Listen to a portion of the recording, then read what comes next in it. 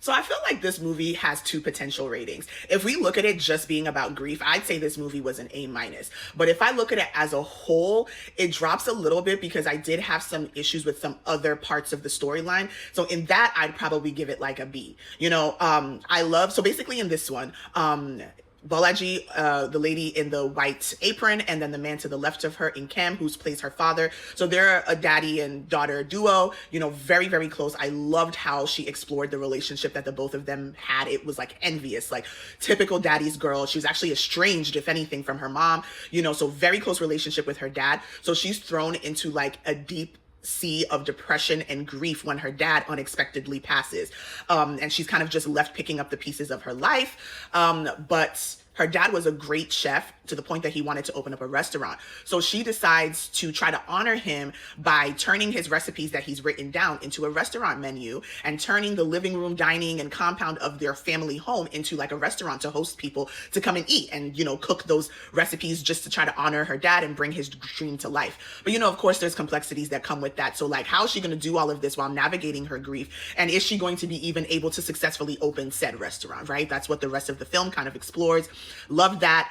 Bolaji portrayed grief very, very well here. One minute she was smiling, the next she was crying, which is just really how grief is.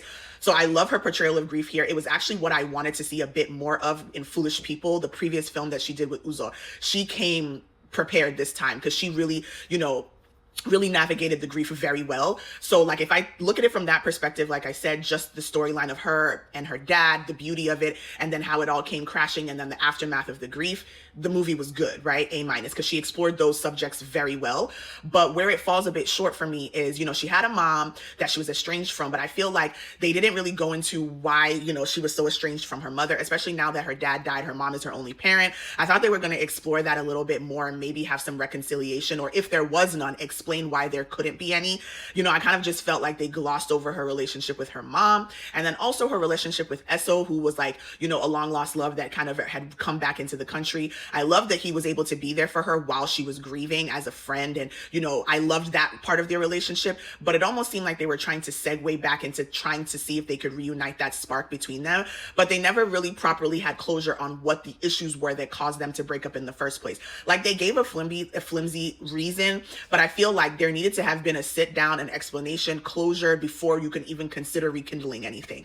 So I don't think that part was there either. So for those reasons, I did have some issues with some holes in the other part of the story. So depending on how you look at it, it could be an A minus or it could be a B. But I still think it's a decent watch. I still think you guys would enjoy it, and you should give it a watch. I think a lot of people will still enjoy the movie.